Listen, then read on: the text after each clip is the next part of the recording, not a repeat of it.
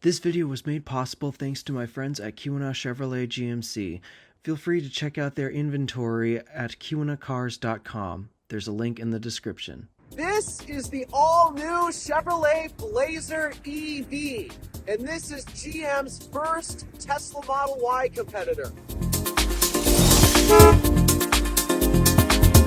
Yeah, I said this is GM's first Model Y competitor. Sure, we've all known about the Chevrolet Bolt, rest in peace until it comes back. Yeah, sadly GM stopped making that. The thing was, that wasn't exactly a Model Y competitor. It was really just a small electric hatchback, which, hey, I love, but America doesn't like small vehicles. No, they like big vehicles. And so finally, I don't know what took them so long because so many other brands have come out with their competitors already. Like, for example, Ford Mustang Mach-E, Volkswagen ID4, Hyundai Ioniq 5, Kia EV6, and the list goes on and on. So many of GM's competitors have already beat them to putting out a true, actual Model Y competitor. But finally, Blazer is out. It's actually been out for a few months now. In fact, you might recall in December, I was actually one of the first people on YouTube outside of media outlets to actually drive one, which really was exciting. That one has long since been sold, but they've happened to have gotten a few other Blazers on the lot. Obviously, I'm reviewing another one. And so the number one question that I'm pretty sure a lot of people have with this car is, how does it actually hold up to the Model Y and the rest of its competition? Because there are some very good advantages in this vehicle, but also there's a couple major drawbacks because this vehicle is a very big change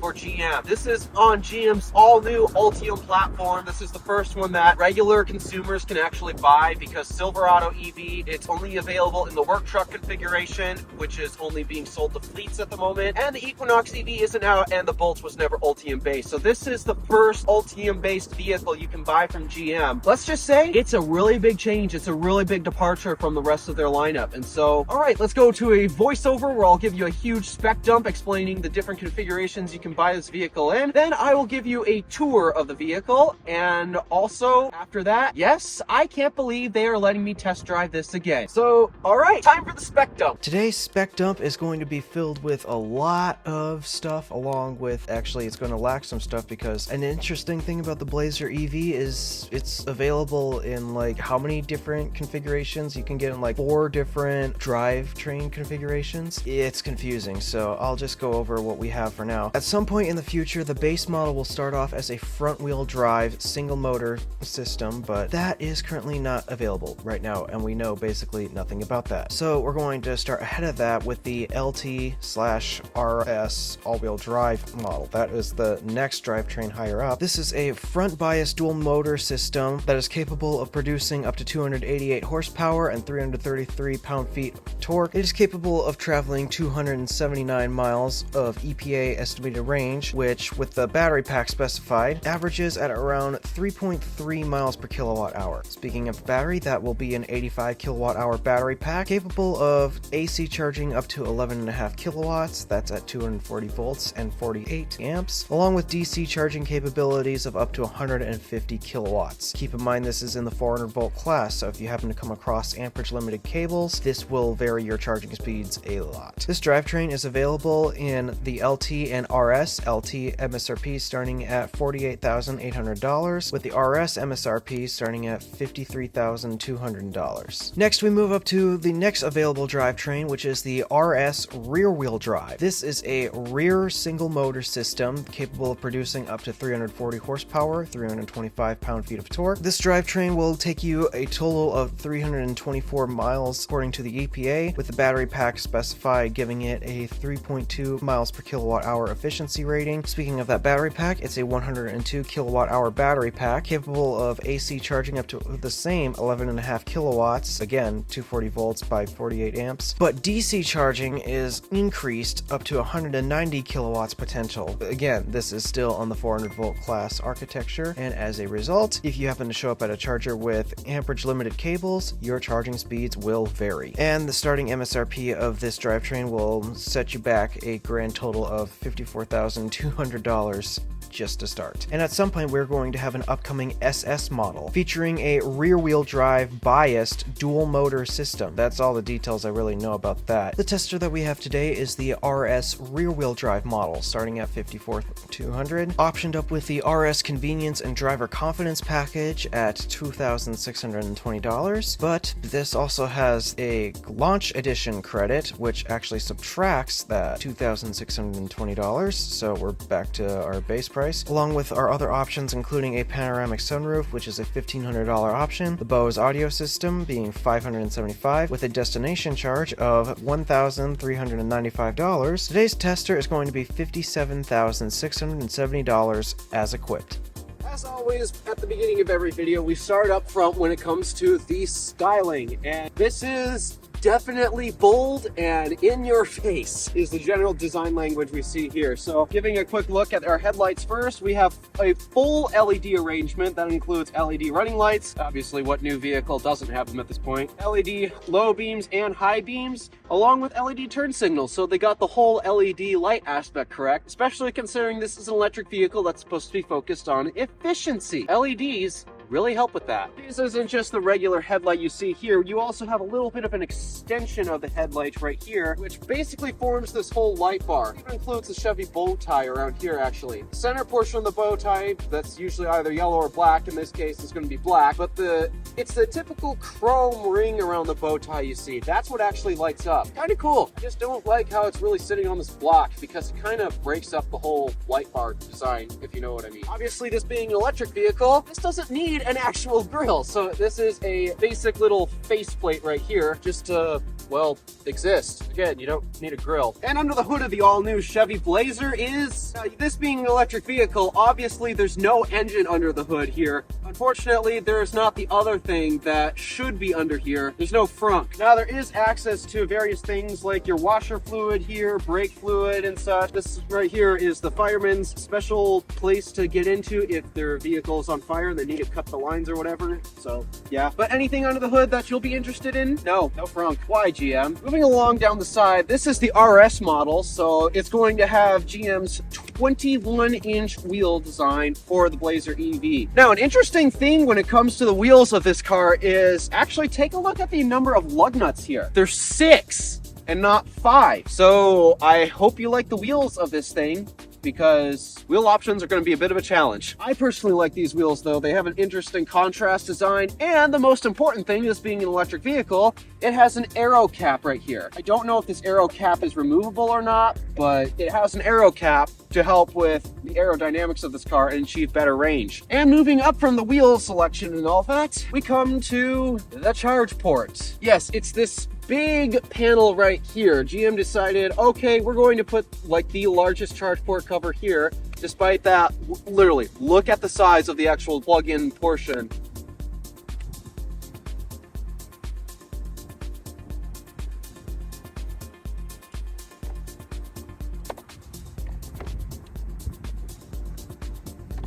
That's your plug, and yet they need this huge door for this plug. So I guess while we are here, we should probably address the whole charging thing as this being an electric car. Now, as of currently right now, most vehicles out there are going to have this CCS port right here, featuring J1772 for AC charging, and then under this cap here are a couple of DC pins for when you're DC fast charging. However, there's a bit of a problem with the vehicle having this charge port right now, and that's because GM has actually announced that they are going to be switching from CCS to NACS, the same charging port that Tesla uses. This one right here. Why? Well, here's the actual male connector that they're using. This is CCS Type 1, the same plug that goes into here.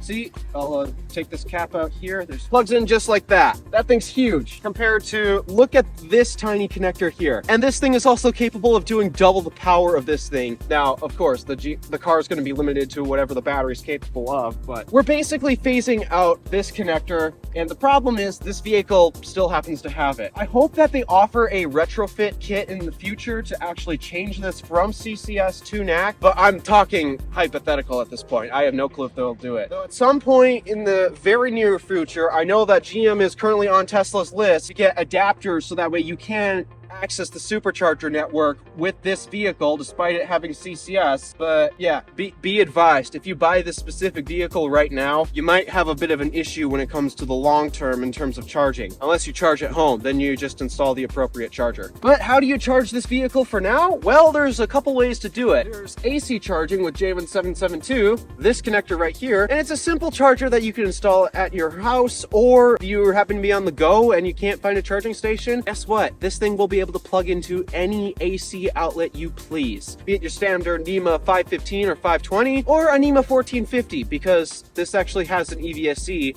with both of those options. But yeah, all you do is you take your EVSE or your AC connector here and you just plug it in like that, and then your AC charging. But when you want to DC fast charge this thing, you then have to remove this cap here and just let it dangle like that. That is really not elegant at all. And then you go to a DC fast charging station, because for the most part, you're not going to find CCS connectors in a home setting, because most home settings are going to rely on AC charging, as that's cheaper to install. But yeah, go to a DC station, you take this and you plug it into the DC pins, and voila, just like that. And once you are done charging the vehicle, be sure to remember to return this DC pin cover here. In case you're wondering why this has that, it's because when you're AC charging, I'll leave this up for example, if it didn't have that and you're AC charging, that leaves your two high voltage DC pins here exposed to the elements. It's not a good thing. So that's why they have a cover here. I really wish it was a little flap that just folds down like in the Ford Mustang Mach-E instead of this pull tab like this, but I mean, beggars can't be choosers all the time, especially when it comes to CCS. And then to close it, just push that button and the charge port starts to close.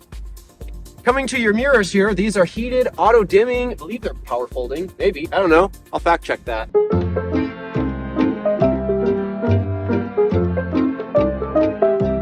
They also feature a camera here for your surround view camera system. We'll get to that in a little bit. And then also they feature LED turn signals right here. I like it when mirrors have that, because sometimes you can't see the front turn signals or the rear turn signals. They also have blind spot monitoring as well. And then coming to the rear of the Blazer EV, I am proud to say that GM has done one of the two complaints that I've had with my car, but they still haven't addressed the other issue. So in terms of the taillights here, they are all fully 100% LED. There's not a single halogen bulb in the taillight design of this. Your reverse lights are going to be found down here actually, so yeah, in case you're wondering where those are, they're right here. Those are also LED too. All the lighting here is LED. Thank goodness GM finally realized it's 2024. We should be using LEDs in 2024. But there is an issue that I have with the taillight design, and I'm going to continue to harp on every brand that does this. Guess what? Your brake lights and your turn signals, they are combined once again. This is bad design. Brake lights should always be red. Turn signals should always be amber. There is no exception to this. And yet GM decided, nope, we're going to combine them because it's cheaper. That's not good design. While we're back here, let's check out the trunk.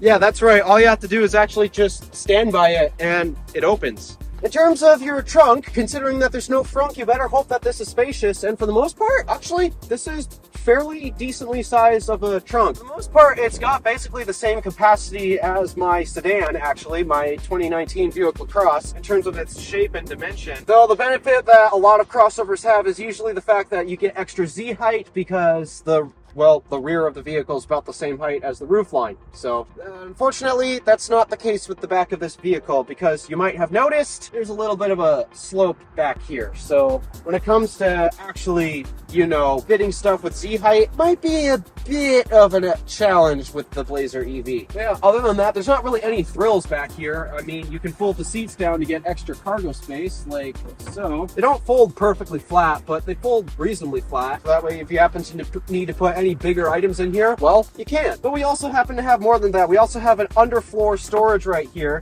which features a small little bin, actually, where as long as your stuff isn't too wide or big in every dimension, you can definitely fit more stuff down there. And then also we happen to have a bunch of tow hooks here, so should the vehicle happen to get stranded for whatever reason, well, you got tow hooks. And then also, this is where you'll happen to find the included EVSC. This is for AC charging only. This can do both 120 volt and 240 volt charging via these connectors right here. If you happen to only have a standard household 120 outlet available to you, all you have to do is take out this right here, plug it into your EVSC, and then plug this in the wall, plug this into your car, and your AC charging at 120 volts. It might take a few days for the car to charge from 0 to 100% though. Be advised, this method is really slow. Unless you use the other method, which is the NEMA 1450 connector. This connector allows you to charge the vehicle at 240 volts, which means if you have the same amperage speed available to you, you're getting double the charging speed. Now, this EVSC being a mobile unit, I don't exactly remember what it's actually capable of fully outputting to the vehicle, but I would guess that this is able to at least be able to handle 32 amps to the vehicle. So that's about what? 240 times 32, what is that? That's about 7.7 kilowatts. That's not completely terrible. It'll still require an overnight charge, but again, that's the point of AC charging. It's for slower overnight charging. So yeah, nice that GM gives you this included with the vehicle actually. And just to give you guys a little bit better context of the trunk in here, the sizing and all that, honestly, this really feels a lot like my sedan. I mean, I have extra headroom as I'm laying in here, but yeah, this trunk actually feels a lot like my Buick LaCrosse, which is a fairly small trunk actually. It's decently sized. This is why I say that crossovers are kind of pointless, because especially when it comes to the sloped roof design back here, yeah, it really hogs a lot of your potential cargo space. This is an Alpha DeWolf for scale.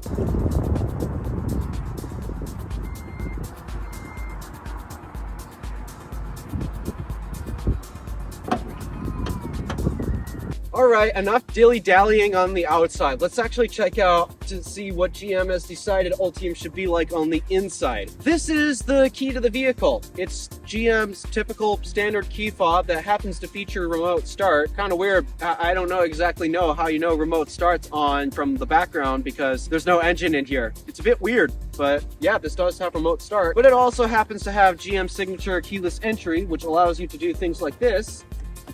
Car is currently locked, but once you push the button, the door is unlocked. So, how about you join me on the inside?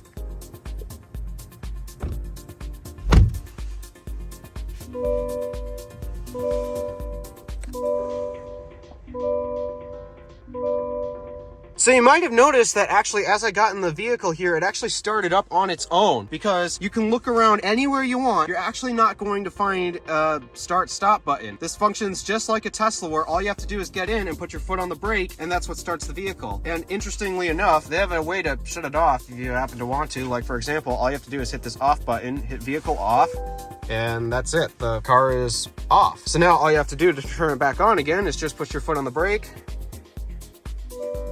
and we're back on. So kicking off the tour in here, let's start with the materials and all that. So what we have here is, it's essentially a soft touch plastic right here. Coming down, you'll find a piano black along with some interesting carbon fiber-esque looking trim. This is not real carbon fiber, by the way, but it's an interesting trim piece right here. You'll finally come down to a little bit of a leatherette. It's not the nicest quality leatherette, but you gotta remember, this is a Chevrolet. This is not gonna have the nicest materials. This is supposed to be bottom of the barrel in terms of the whole GM fleet. And then we'll come back to the door in a second. Oh wait, aluminum handle, nice. Coming back to the door in a second. Moving up here, we're going to have a nice soft touch plastic throughout the dash right here, along with a leatherette piece right here, and that same exact, this time glossy carbon fiber-esque trim piece in here. This is not a shelf, by the way, just so you know. And then coming down to your center console here, you'll have more of that leatherette, fake leather, no, I don't know what, it's a leather feeling piece right here with actually a cloth piece right here. This is cloth. And then you'll have your standard GM hard plastics below the center console and such. Moving back, we've got piano black around the cup holders, and that's essentially the materials in here. So they're not the nicest things in the world, but I mean, this is a Chevrolet. What are you going to expect? If you want nicer materials, you're going to have to step up to either a Buick, GMC, or a Cadillac. That's just how GM works here. But back to the door, let's actually take a look at a few things on the door panel here. So we've obviously have our window controls, and now it's time to perform what I call the window test, because this is something I find very important. So driver's side window. We are automatic down. We are automatic up. That is so weird to actually be able to hear the window motors. You can hear the window motors. That's how quiet this car is. So how about the passenger window? That's auto down. Oh, come on, GM, really? It's not auto up? Even my Buick LaCrosse has an auto up window. What? Why? So that probably means it's the same for the rear windows here. So yeah, that one's auto down, that's auto down, but neither are auto up. That's a shame. Come on, GM. Moving over here, we're going to be able to find our electronic parking brake right here, along with our lane center or our lane keep assist function and our brake hold should you happen to be on a hill and, well, you want the car to hold the braking position though. That's a bit weird because when you have one pedal driving on, you essentially don't really need that. And then you have your interior lighting controls right here.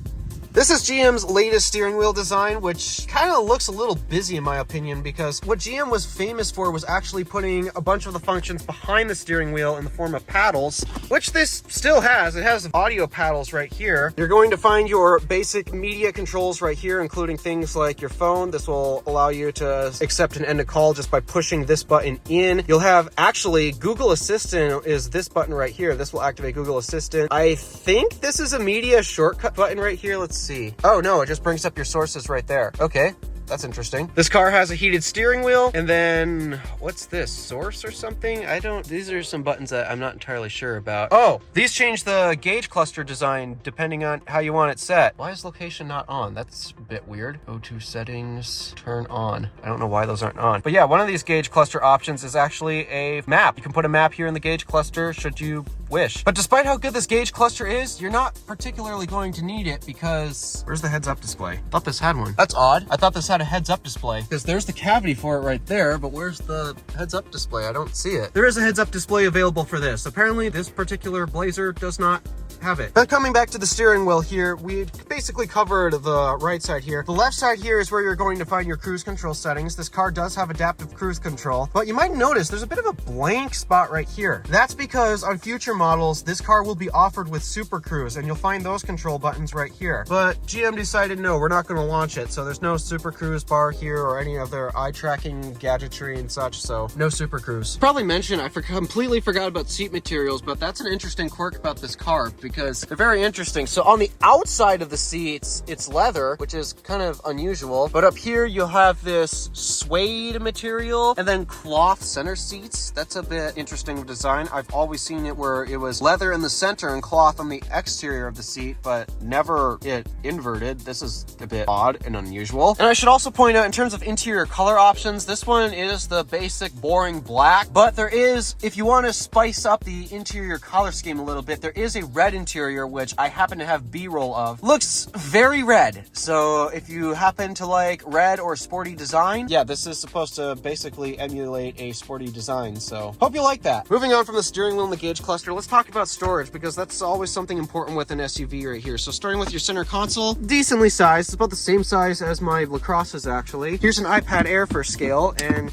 it just barely fits in there. So yeah, you can fit an iPad in there. And also in there, you'll happen to find a USB-C port down here, along with a 12-volt power outlet for any other accessory you wish, along with a handy-dandy mat right here that basically allows you to get dirt and crumbs out of the center console should they happen to find themselves trapped in here. Moving in front of that, we happen to have a wireless phone charger that my current test phone for the Gadgets channel is resting on. I'm not typically an Android user. I'm in the middle of a challenge. You want more details? Go to the Gadgets channel for that. But there's a wireless phone charger right here. In front of that, you have two cup holders, and right here you have a very versatile storage option right here. You can either have a little tray with this door closed, or you can open this up to reveal two more USB-C ports right here. I love that these are all USB-C because USB-C is the charge port of the future, along with another deep bin in there. This actually goes really deep with a dirt and dust remover. And then finally, way in front of that, you have another slot right here where you'll happen to find my iPhone XS Max resting. So yeah, if you happen to need some phone storage, this vehicle's really good at that actually. And then we have our interestingly designed climate vents here. These are designed to basically resemble the Chevrolet Camaros and give it off a sporty vibe. That's what happened with the Blazer when it initially came back. GM brought the Blazer back as a gas vehicle, and well, they wanted that to basically emulate the Camaro's design, but in SUV form. So that translates to this vehicle quite well, actually. And speaking of climate, here's our climate controls right here, which actually are, interestingly enough, a bit redundant in some regards. things. Like you have this really nice dial right here to control your temperature. Same for the passenger right here. But as you can see up here, you'll have redundant controls on the touchscreen depending on what you prefer. You'll have a few of GM's classic piano key style buttons right here for various controls, like turning the climate system on and off, fan speed right here, along with your quick defrosting window buttons. However, these are your physical controls. If you want to happen to have more controls, you're going to have to basically come up here. Like for example, heated seats, that's a button in the screen right here that you tap here. This also happens to have ventilated seats as well. So if you happen to live in a hot climate, you might find those ventilated seats useful. Interestingly enough though, I can't figure out how to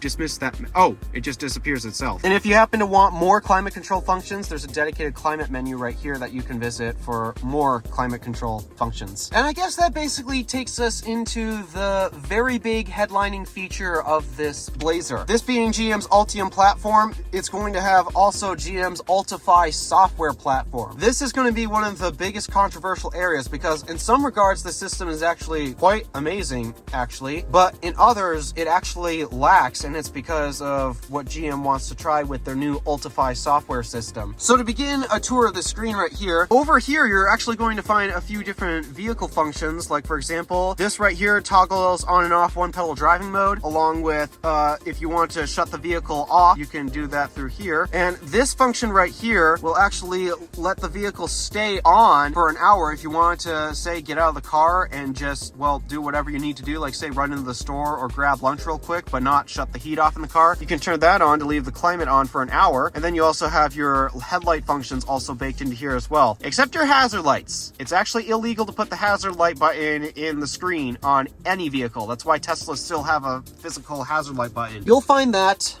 up here. But moving on to the rest of the car right here, this is basically GM's all new infotainment system. And let's just say it's kind of interesting how this works. It's essentially trying to function its best as an Android tablet. I mean, that's a bit easy because this is running Android Automotive. So yeah, it's basically Android, but for here in the car. That basically allows you access to Google systems. Like for example, you'll have the Play Store here for if you want to download any of your own personal music apps or whatever. Well, you have the Play Store right here. I can't access that because I'm not signed in, but yeah, obvious reasons. This car also happens to have Google Assistant, which allows you to do a couple things like this. Change the climate to 70 degrees.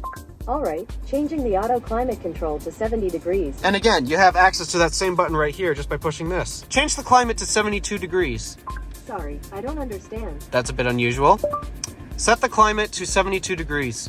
Got it. Changing the auto climate control to 72 degrees. It's a bit weird how it failed that initially. That's odd. Then another cool thing about this car is actually these shortcut buttons up here. So obviously it's going to have its default home. This will take you to a basic general view of your media along with your maps right there. What's this? This has multiple pages for some odd reason. Oh, I guess this will also display a few other things like tire pressure. And these are some other Google related items right here too. I wonder, can you see more than just your tire pressure? Let's see, trip information. Oh, you can display trip information just like that. That's nice. As you can see, we're not being particularly efficient right now because we got the car on and we're not moving anywhere. Despite that, at the moment, I highly doubt that we're sucking much of the high voltage battery. The only load on the high voltage battery right now is just the climate control. But an interesting thing about up here is this is actually your shortcuts right here. And the interesting thing about that is you can actually change what is in the shortcut bar. So you want your camera system up here? Boom! You now have a camera shortcut right here that takes you directly to the camera system. And if you want to remove it, well, just drag it off the screen and it's gone. That's something that I wish was in every car because sometimes the shortcuts are not configurable and there's a shortcut that you want. Nice that it's included here. And also because this has Google's systems, that also means you'll have Google Maps for your navigation system. This has so many benefits because this basically allows you to actually update map data. Yeah, I like that this has that. And because this is an electric car, Google Maps is actually very well integrated to basically help you do a long distance road trip. Let's actually see the route planning in this. This does have route planning. Let's see what it's like. Navigate to Asheville, North Carolina. So because Asheville is about 1,000 miles away from here,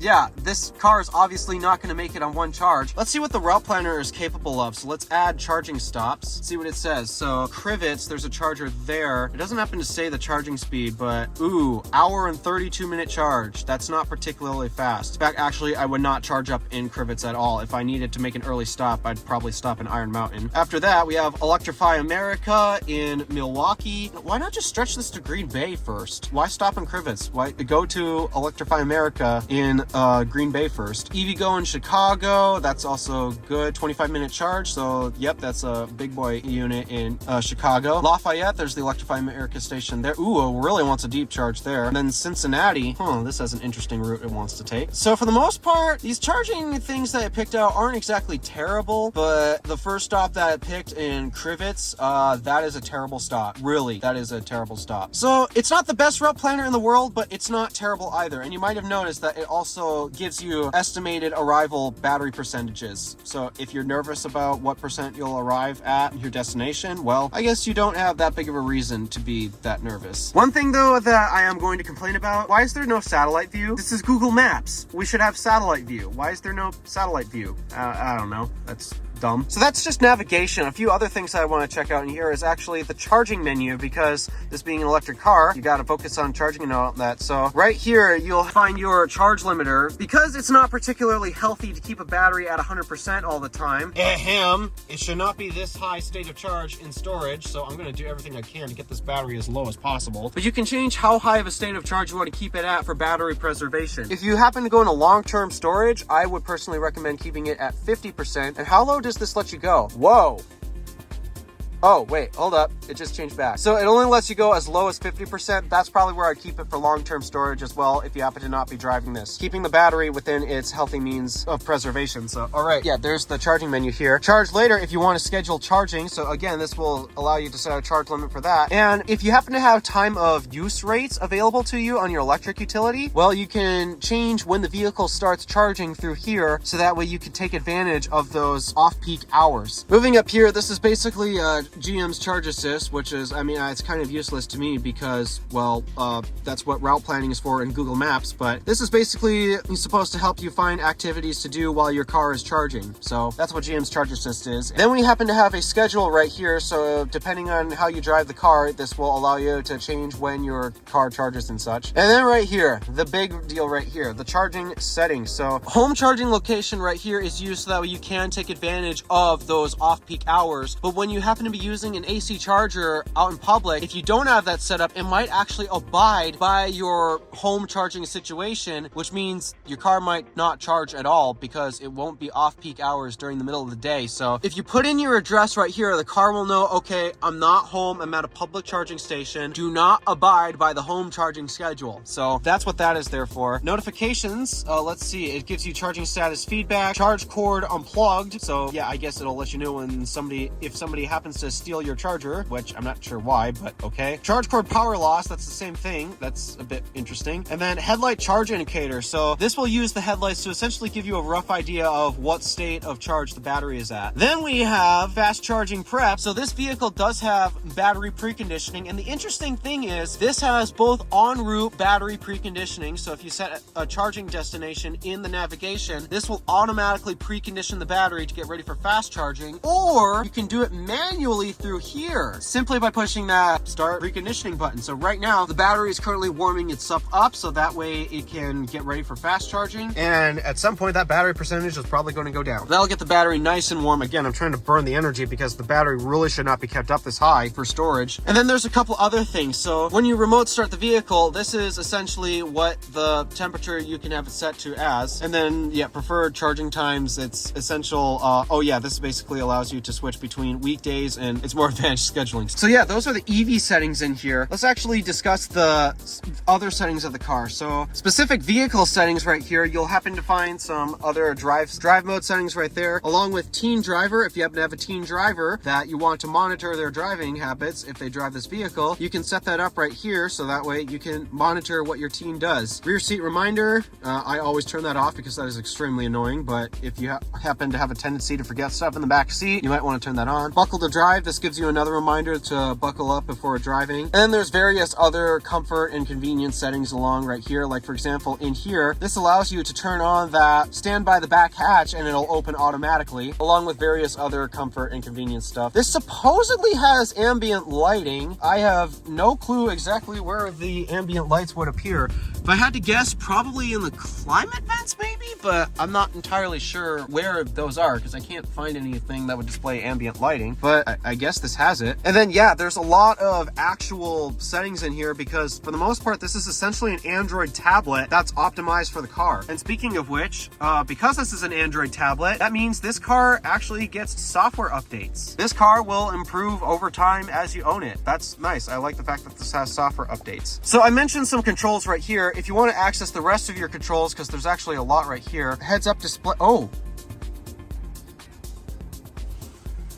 Oh, now the heads-up display is on. So I knew this car had a heads-up display. That's weird. But yeah, this is where you'll have your heads-up display controls where you can control the brightness, the height, and I guess rotation. That's a bit interesting. Along with your interior dome lighting, it's not a button up here. It's actually a button in here. This is where you lock out the rear windows.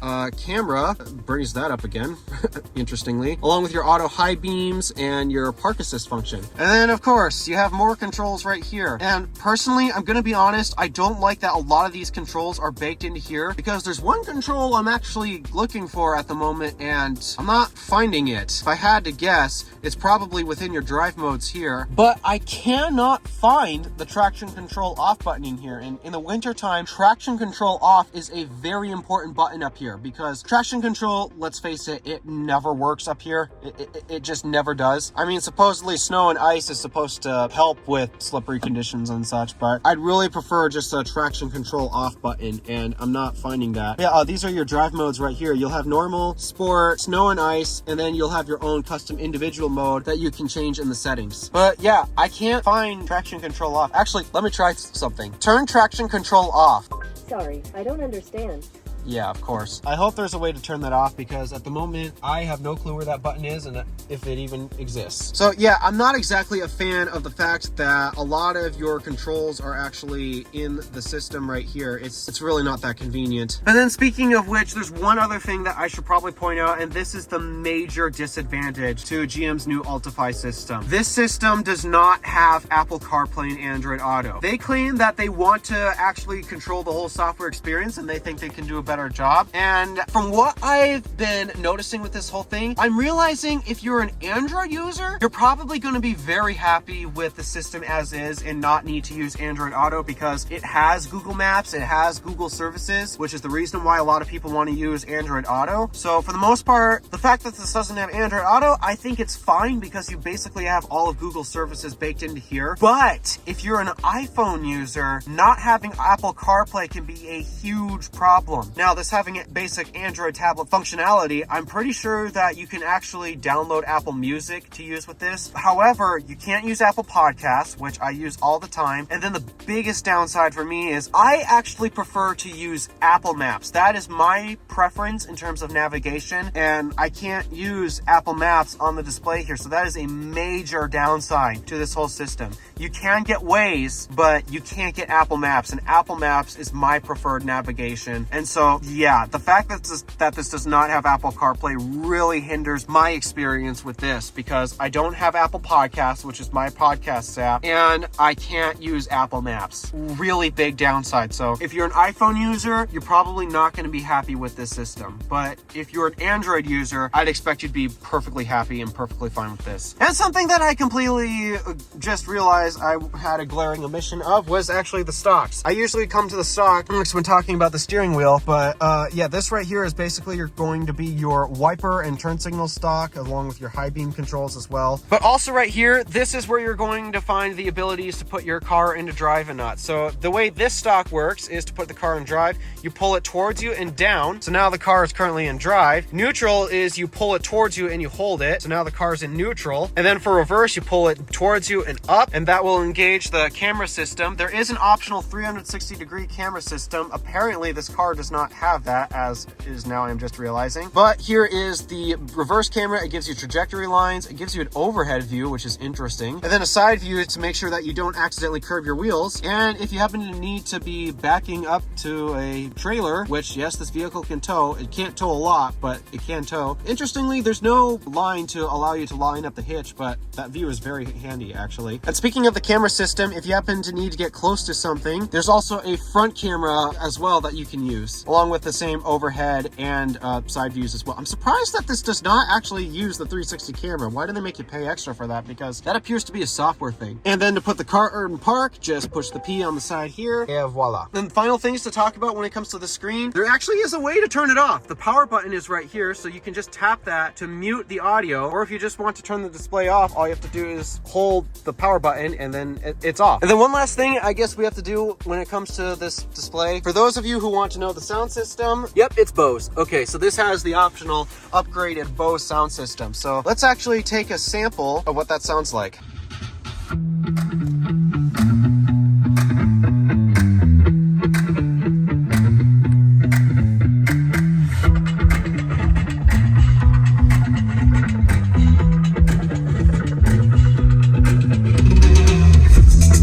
Woo, that's a big bass punch. I gotta turn that down.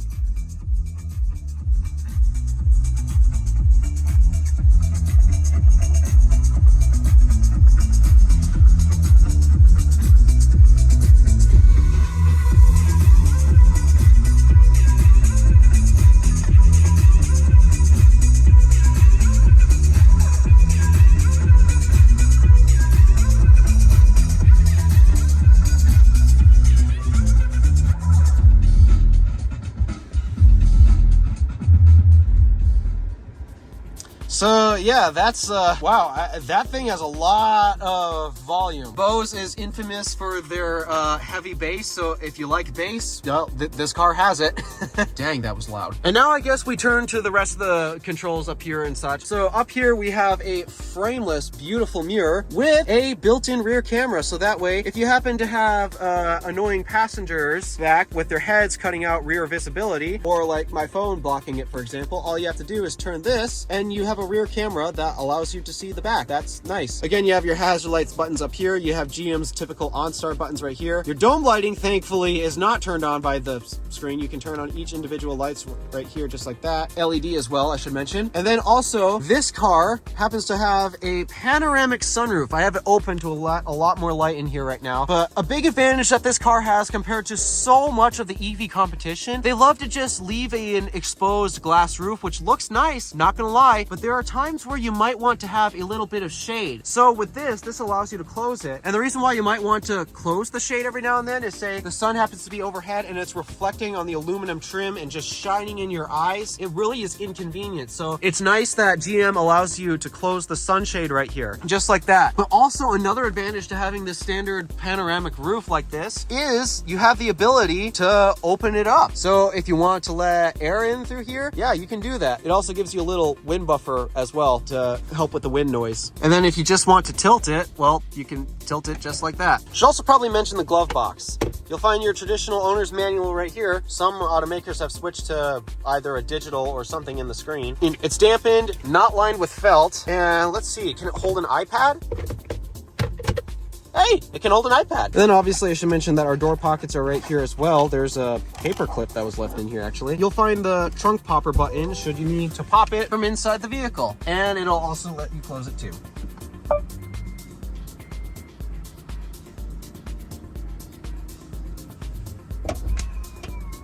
Did you guys know that I had an evil twin? Who's the evil one? You are.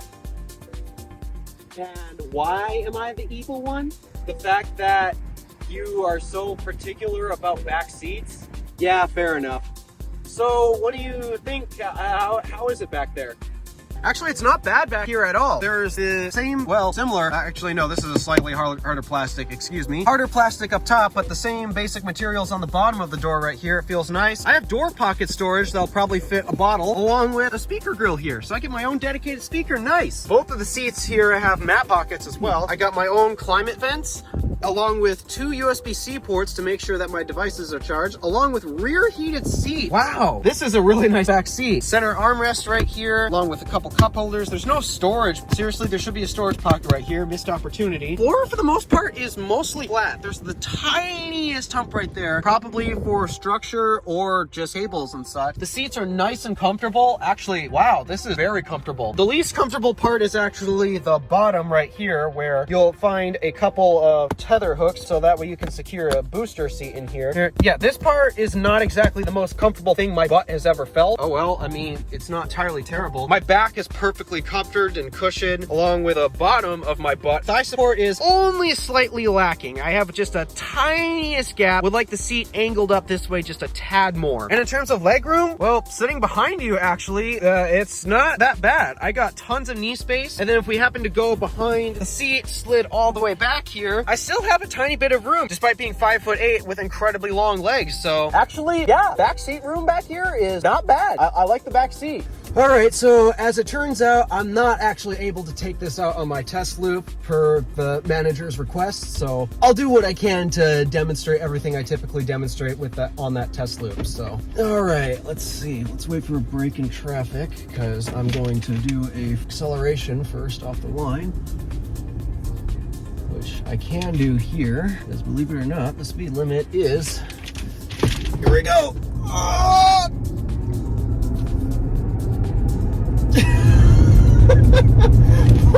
There's 60. One thing that I love about electric cars is just their torque. It's really hard to describe that feeling, but the one thing that I love when it comes to driving electric cars, and I've already had plenty of time behind the wheel of a Blazer. I might take this corner just a tad too fast. Let's see what you can do.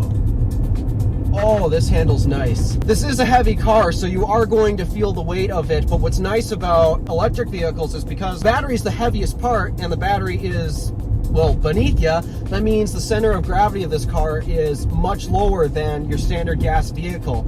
So it allows you to kind of get a little daring when it comes to throwing this thing into corners. And I just realized one pedal driving is currently not enabled. We gotta re-enable that. So let me see, one pedal, turn on, thank you. Yep, nice strong regen, nice. That's something that GM cars absolutely love to do. They love to regen brake. So let's see, another acceleration. Definitely not as fast as that first one. And then something I'm going to start doing in all of my videos, I'm gonna do a little braking test to see how fast does this thing come to a stop. So let's see what it does. Not terrible. Yeah, it's a little difficult for a big heavy car like this to actually slow down because again, this is heavy. It's got a lot of weight it has to slow down. But yeah, braking performance, not bad at all. The only thing we were limited by that was for the most part tire grip. So now I'm coming down this little street right here because I want to see how does the suspension handle bumps and all that, because last I checked, this road is in terrible condition. All right, here's the, yeah, they smoothed it out. What? There we go. Here's the bumpy section. That is way more than tolerable. I almost think this is better than my car. So something else I should also probably test as well when it comes to electric cars is to see how do they handle when driving at super, super low speeds. Because I know that motors do not like to drive at low speeds. So how does it handle low speeds? No cogging. That's good. Some electric motors will not be tuned that well and you'll feel a slight cogging in the motors, but this did not have that at low speeds. Another benefit when it comes to driving electric is, unlike a gas vehicle, if you want to speed up but you're already at speed, oftentimes you're going to have this major delay due to a gear shift. The car has to realize, oh, I need to drop a gear, let's do that, and then it needs to build power at higher RPM. You have to wait for that. Well, not in an electric car. I'm currently going 43 miles an hour. Oh, jeez! That was punchier. That was even punchier than from a standstill. And the regen calibration is really nice. I'm trying to read the display to see how much it's regenning at once. And we're doing 88 kilowatt peak regen at the moment, but that's because we're at a high state of charge. I'm trying to get this as low as possible so that way we actually have a decent charging speed when we take this to the charging station to do that test. I knew that this was going to be a pretty good in terms of the driving experience, but I'm actually really blown away. I've already known that the electric car aspect is going to make it drive better than your gas car because for the most part, unless you are hardcore and combustion enthusiasts who loves manual transmissions, then yeah, you're probably not going to enjoy this because there's no fun, there's no shifting gears and all that. But this is fun in a different way, and I think when it comes to using this as a basic vehicle, this is much better for the average Joe. This is so much more livable in terms of the driving experience. You're not constantly feeling, come on car, downshift, build the power,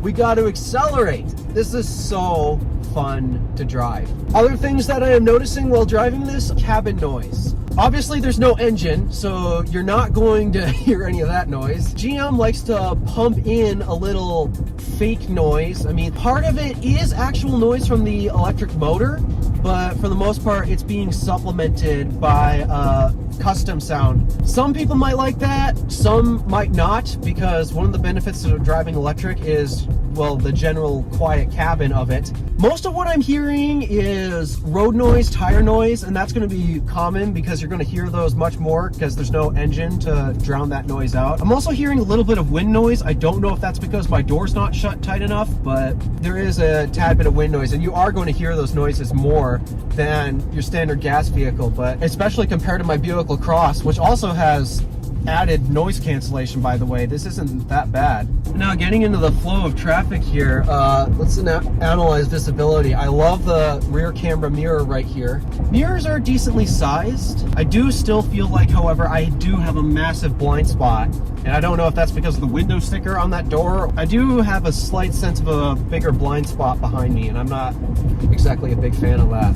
But all right, I guess that's pretty much going to sum up my commentary for the driving experience. Let's go take this to the charging station and see what it does. And here we are at the local charge point station. This is the first time I ever am actually using the station because now I have an electric car to test it with. So let's open up the charge port here, get ourselves all prepped up.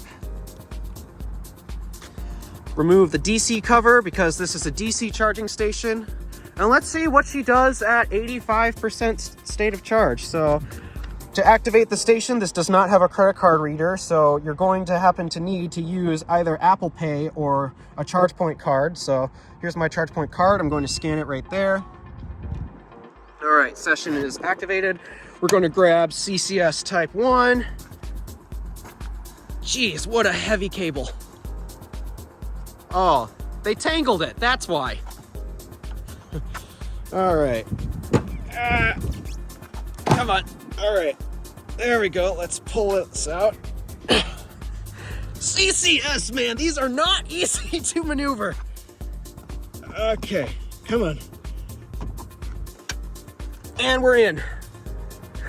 Jeez.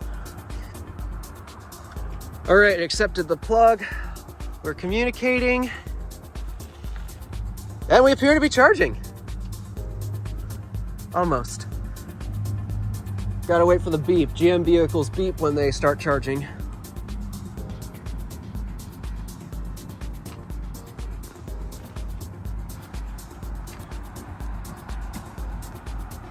Contactors are clicking.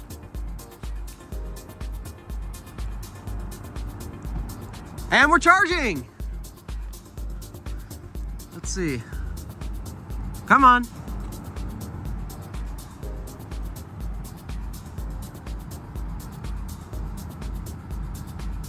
Still at 0 kilowatts. Oh, there goes the fan in there.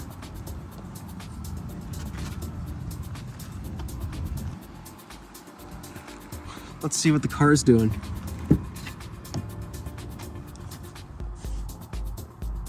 Unable to charge. Charging station not sending power. Uh-oh. I heard that GM vehicles were having issues with charge point stations. That's why I actually came here. I wanted to test that out, so. Yep, we just errored out here, not charging. All right, so let's try this again.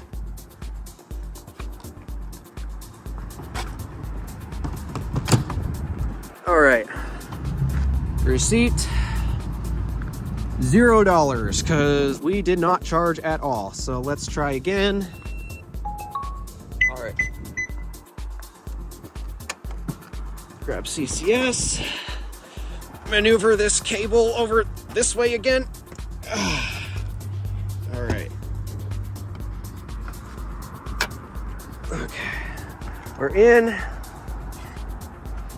car locked on. So we're communicating.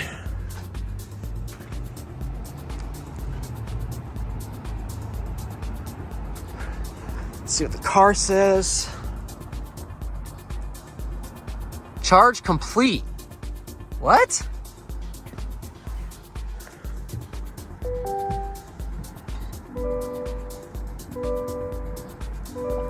All right, we gotta take a look at something here.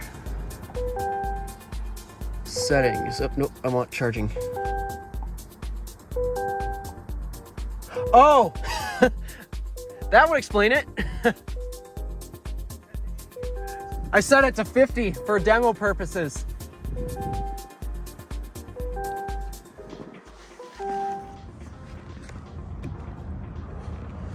All right, let's try this again one more time.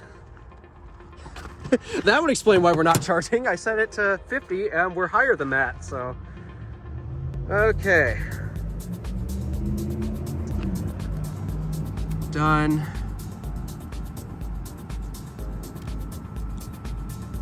These screens.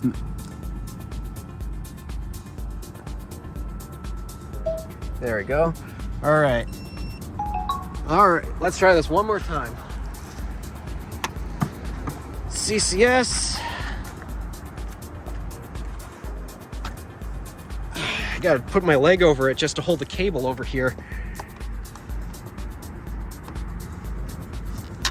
Okay, we are in. Waiting. Contactors clicking.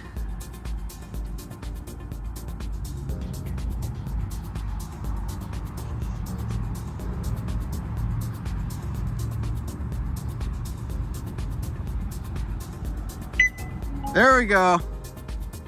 All right, what are we pulling? With this charging station and these 200 amp limited cables, we should only see a maximum of 80 kilowatts here. Yes, that is the most powerful station in town. 80 kilowatts for the 400 volt class.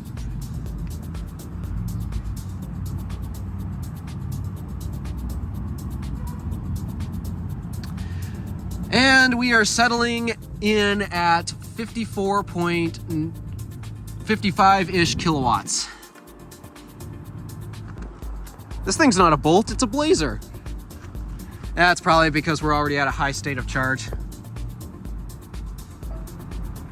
So that would explain it.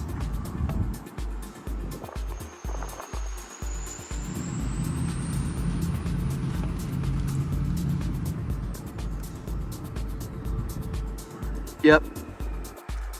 And it says it'll take 1 hour and 1 minute to complete it at 100%. That's what happens when you top charge.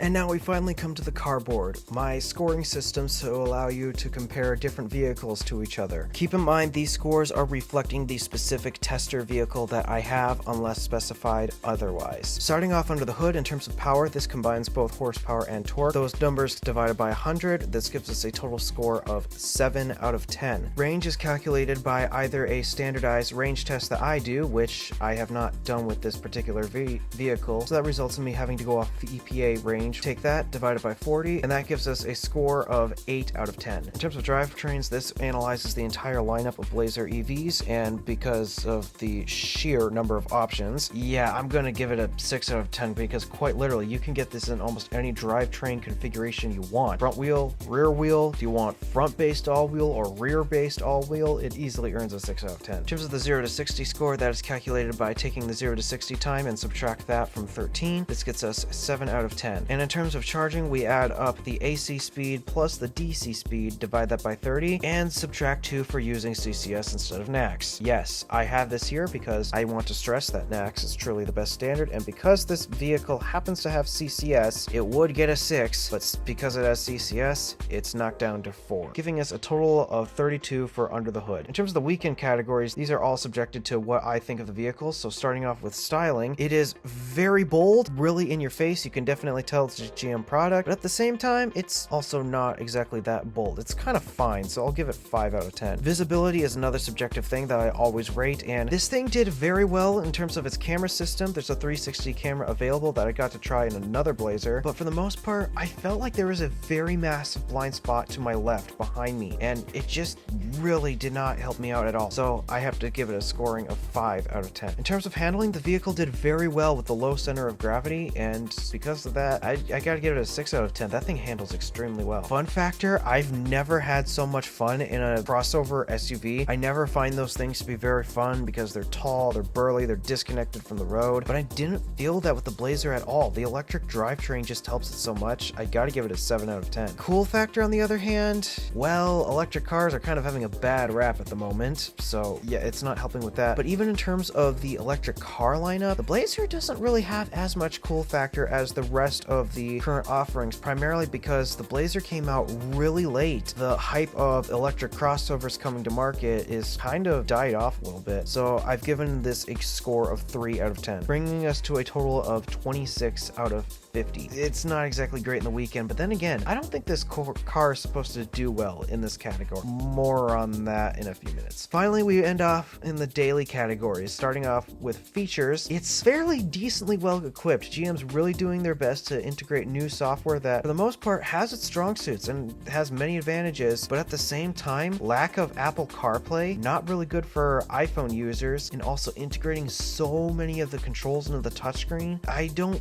really like that in particular, so because of that, I'm gonna give it a 5 out of 10. Comfort is a subjective category, but I genuinely thought this vehicle was extremely comfortable, especially going on that trash road that really, it makes even the most comfortable vehicles look bad due to just how well it handled. I gotta give it a 7 out of 10. Quality, the materials aren't exactly the greatest in terms of selection, but for the price tag, well, it's not entirely terrible, and fit and finish is also extremely well. So because of that, I'm going to give it a 4 out of 10. Practicality, on the other hand, it's a mid-size crossover SUV, but it's not as practical as it could be because, well, it doesn't have a frunk. And along with the other thing that I should probably mention about GM vehicles at the moment, specifically with the Ultium platform, it's not particularly that reliable. Practicality is also factoring in reliability, and unfortunately, GM's Ultium platform has been having a few issues to the point where it sometimes demands a lot of 12-volt disconnects to reset the vehicle. Yeah, that's gonna get knocked down to an average 5 out of 10. And in terms of value, this vehicle is very pricey, and albeit it's a solid competitor, but it's just that price is so high. And yes, there are federal and, depending on which state you live in, state incentives available to bring the price down. But ultimately, comparing this to a Tesla Model Y's value, because again, Model Y is the benchmark, it's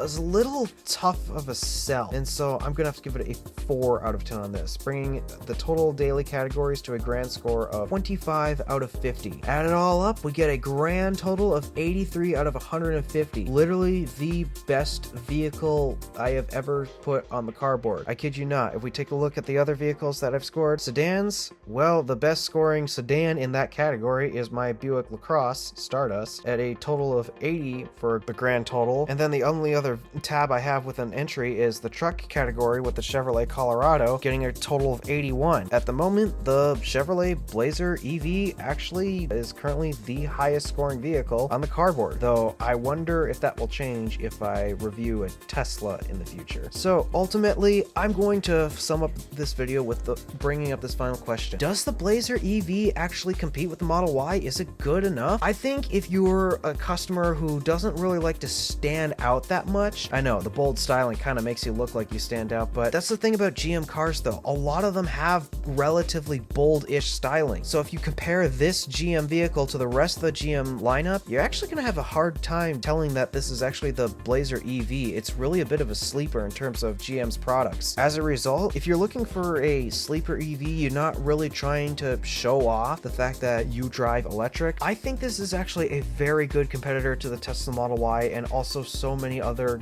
offerings out there. The vehicle that I think this competes most with is the Volkswagen ID4, as that vehicle also is kind of under the radar in terms of picking that apart as an electric vehicle. I think GM actually has put out a solid Model Y competitor. It's just a little subtle if you know what I mean. Also a little expensive. All right, that is going to conclude my review of the 2024 Chevrolet Blazer EV RS rear drive. There's so much you have to use to describe this model. Thank you for watching. Do me a favor and interact with the stuff below. My name is DeWolf, Random Alpha, signing out.